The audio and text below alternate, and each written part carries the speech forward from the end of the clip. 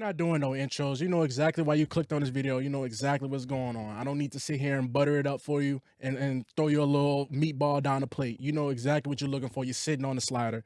Welcome, guys. Welcome back to another edition of Pelicans Scoop. I'm your host, Jordan Kitchens, and I've great despair. Just the season from hell. Like, this is my first season, you know, covering the Pelicans, and it's honestly been keeps me up at night, guys. I'm not even gonna lie. It keeps me up at night because I guess we can finally say that every time that something bad happens with the franchise, I just see a picture of Dyson Daniels, light skin, you know what, just above me, above us as a city. This franchise is cursed. They got ACLs, MCLs, PCLs, Achilles, knees, all that. That's what Dyson Daniels said earlier this year. I made a video on it. Go watch it. Just type in Dyson Daniels on Pelicans Scoop. It ain't hard to find. So Dyson Daniels said that, and honestly, you was right, brother. You was right, Dyson. This franchise is cursed. It has to be. So, ladies and gentlemen, Trey Murphy season is done. Tore his labrum last night against the Detroit Pistons, literally in the first 30 seconds of the game. When he told me, he's like, oh, hey, you have to stand me first. All right, he's the whole thing. There's no Oh my God. Oh my God. Oh my God.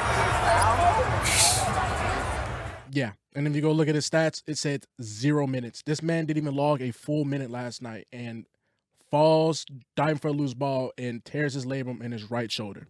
And I just literally just made a video. I'm breathing like that because I literally just made a video yesterday about Herb Jones, like what we were expecting from him to come back from his labrum, and you know he tore literally his right labrum too, even though he's left-handed. He tore his labrum, and we dived into the recovery process for that, and this is 6 to 12 month process.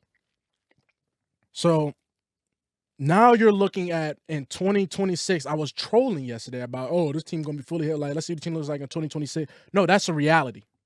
That's the Pelicans' reality at this point. And it bothers me. It bothers me because it feels like this is every year.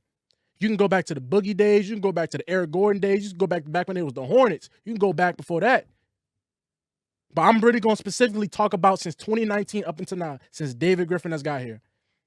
And now maybe this has to do with, you know, Gail Benson and the archdiocese and little scandal and all that. But whatever this black cloud that is surround the city of New Orleans, it has to just do with just the Pelicans. I'm talking about the Saints too. Whatever, both franchises, because there's only one common denominator in both these franchises. One person. Now, injuries are a part of the game. Injuries, especially what y'all seen from the video. Trey's was like a freak accident. Like there is no blame in this, and he's not taking care of himself. But this has honestly been the season from hell, from start to finish. From DeJounte literally breaking his hand in the first game of the season to Zion, hamstring. We don't know what's wrong with his hamstrings, and then he find out he's missing practice and missing the planes, and they got to suspend him from that. And then the Brandon Ingram saga. The Brandon Ingram saga. Are we gonna pay him? Are we gonna trade him? We're gonna pay him. We're gonna trade him. Or he gets hurt, so now we got to trade him. And then you end up getting Bruce Brown and Kelly Olynyk back. It's just every. Oh, don't get me started about the Dyson Daniels emergence. No, shout out. I like DeJounte, but don't every second Dyson Daniels does something, it's the Pelicans, you know, just the season from hell. And I just want to ask you guys one question. Just make sure I'm just not tripping. Make sure I'm just not losing my mind. Y'all let me know in the comments. Where do you go from here as a franchise? David Griffin, how do you sell this team to the fans with this product that's finna be for literally until 2026? What exactly do you sell the fans on? Because, you know, y'all raising ticket prices I'm talking about the people that really spend their hard-earned, cold, hard cash on this team, that want to bring their family to the games. Dads want to have father and son bonding with their sons. Like my dad back in the day, we used to go to the damn Hornets games to go see LeBron and all that, go see KD. What do you sell this team on? You're looking at the Pelicans right now, looking at starting 2025, no DeJounte, no Herb, no Trey. You have money tied into all three of these players, three key contributors of this team that will not be there. That is the reality that we are faced. That is the cold, hard facts. And damn it, somebody got to tell you guys what the hell is going on. Because there's too many people out here that will sit there and just blow smoke up here. You know what? Because no. I'm tired of that. I'm tired. I'm drained. I'm drained, guys. You see it in my face. It's the most serious I've ever been on one of these videos. because it's just like we're cursed.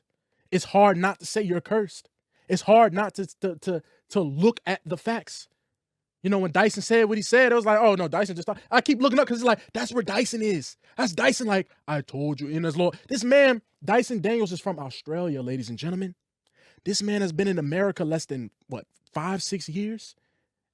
And this man comes out and tells you something's going on there that Kurt's like, I had to get up out of there. And congrats, Dyson, you won. You won, buddy. You won. You got up out of here. You had a career year. Change your whole career trajectory around once you got up out of the shackles. Once you got up out of the shackles, change all around. Let's just get back at the matter at hand. No more Dyson Daniels. Where do you go from here trying to sell this franchise? I'm talking about like sell it to the fans, the people that are really spending their money. I ain't spent a dime on this team this year, so I'm already out of the running. The most I spent on the Pelicans this year was to buy some damn bunny ears so I can watch the games. That's the most I spent on this team this year. I'm talking about the people that are really putting their paychecks, that have to deal with this high season ticket price, all this. Where do you go from here? I had enough. Zion, I don't need to see him again for the rest of the year. You sit Zion for the rest of the season, put him in bubble wrap. I know we don't want him to get fat, but damn it, it's wrapped. I don't even want Zion to touch the floor no more. I've seen enough. We know what Zion could do. We've seen enough. Go call up the whole G League squadron team. Finally give Antonio Reeves some minutes and play them for the rest of these. We got less than 15 games left. Roll this puppy out and let's get the hell up out of here. Let's regroup, lick the wounds, and let's see what the hell we're going to do next year. But this is cooked. Fried, sauteed, dyed, fried, laid to the side, baked, grilled, whatever you want to say, barbecue, your grandpa barbecue, your mama barbecue, your everybody barbecue. That's what this team is. Barbecued, fried, broiled, put them in a pot of gumbo. That's where are we at right now. It's over. I'm not sitting there and blaming anybody for these injuries, but damn it, there is something going on. It has to be. There is no way. Literally, Dejounte Murray, a guy that has never had no injury history in his total career, one of the most healthiest players in the NBA. Him and like DeMar DeRozan, one of the healthiest guys ever. They play, and Mikal Bridges. They play damn near every game. This man broke his hand in the first game of the season, and then proceeds to try and get back on the court, try and do whatever he can for this team. He does it, attack rehab, comes back. Obviously, he's not better. I mean, obviously, he wasn't, playing with a broken hand on your shooting hand. Of course, he's not going to be all the way, whatever. Just for this man to tear his Achilles for this franchise, for this team. One of the healthiest players that we've seen in recent memory. Not one of these, low management, personal, like, no. Somebody that really plays. This man had 2 damn near season-ending injuries in the first time he got to the team. Coincidence? I think not. I mean, it's just laughable to this point because it feels like every season you're dealing with the New Orleans Pelicans is a straight kick in the nuts. Real, like, you got your legs spread right open. Come on, I'm right here. Right here, baby. Like, that's exactly what it feels like every year. Since we can go back to the boogie years. I'm just not going to focus on that. That was a different regime. I'm not going to focus on those days. I'm talking about since 2019 with David Griffin. You can't go back to the boogie, tearing his Achilles, and that kind of really, you want to go back to Eric Gordon from all that. If you really want to go look at the work is definitely to look at. But I'm not going to focus on that right now because I just going to keep it a little bit modern. It's been a straight kick in the nuts. Every year it's something. Now, granted, Trey getting hurt, that wasn't going to sit there. It wasn't like the Pelicans were making a playoff push or doing this and that. But the final second, we really had a glimmer of hope. We had a little shining glimmer like, you know what? Trey and Zion, like Trey took his next step. Trey, wow, okay, so Trey can be, the heir to what, I can say Brandon was like an heir, but he can be that guy. He's showing you he can be that guy. He's not a spot-up shooter. I'm over there fighting people in the comments about, oh, he's a spot-up. He's not a spot-up shooter. He hasn't been all year. You finally have a glimmer of hope of what next year probably could be. With Trey and Zion fully healthy, locked in all season. Let's get busy. No injury setbacks. Just sit there and work on your game all summer. But now you got to rehab, so you're not gonna get better because you got to rehab. And it's on your shooting arm. It's your shooting arm. He's right-handed. He needs that.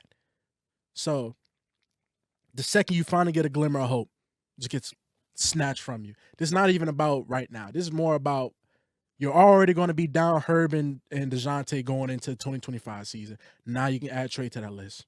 So at this point, you can just pencil in Zion, Olynyk, maybe CJ. See, I guess you got to keep CJ at this point. You got to kind of keep CJ. And CJ had an atrocious game. And we're not even talking about the game last night where the Pelicans lost by 50.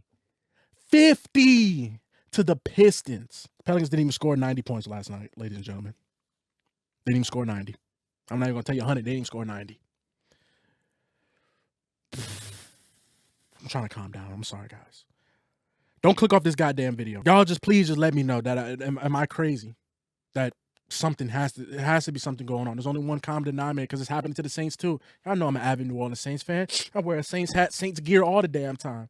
Saints are dealing with the same type of injury black cloud that surrounds them. And there's only one common denominator in both these teams. Is this God striking these franchises down for her hand and the archdiocese covering up and that wrongdoing? Is it that? Because it seems like we're getting punished for something. The good people of New Orleans are getting punished. We have to be. I don't see any other. I'm talking about both major franchises that are really just getting their teeth kicked in by some untalked about being. It has to be. It has to be. Has to be. Has to be something going on. So just yeah, I'm talking to you right there, goddammit. Yes, you right there. Yeah, I'm looking right at you. Let me know. Let me know. Let me know what's really going on. Let me know. Because yeah,